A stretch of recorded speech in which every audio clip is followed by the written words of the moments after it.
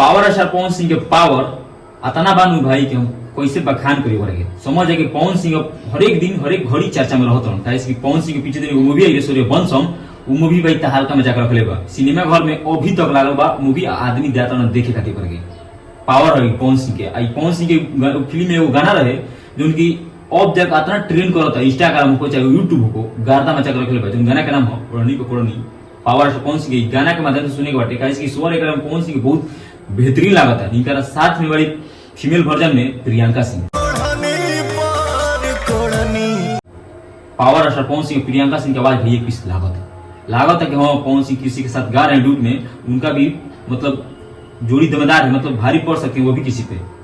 समझ लीजिए कि एकदम प्रियंका सिंह पीछे दिन अंकुश के साथ गाना आया जिस गाने का नाम सिंदूरा लगा हुई है, वो गाना इंस्टाग्राम पर ट्रेंड करा और यूट्यूब पर ट्रेंड करा। लेकिन हम बात कर रहे थे पवन सिंह का ये गाना ओढ़नी पकड़नी, पवन सिंह का इतना चर्चा हम आज तक किसी सुपरस्टार सिंगर का नहीं सुने थे भाई।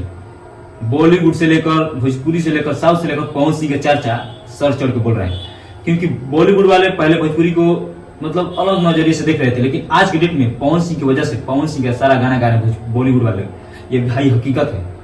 पवन सिंह का ये गाना कौन कौन नहीं सुना अभी जरूर सुन लीजिएगा और इस वीडियो को जरूर शेयर कीजिएगा। पावर से पवन सिंह आप मानते होंगे तो पवन सिंह का ये गाना भाई गदनाक बाटे, एक बार तारा सुने जरूरी बाटे, सुनियो जरूर।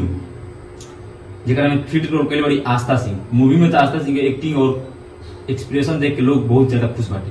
ये में बहुत ज्यादा एक्सप्रेशन मस्त लागत हटे।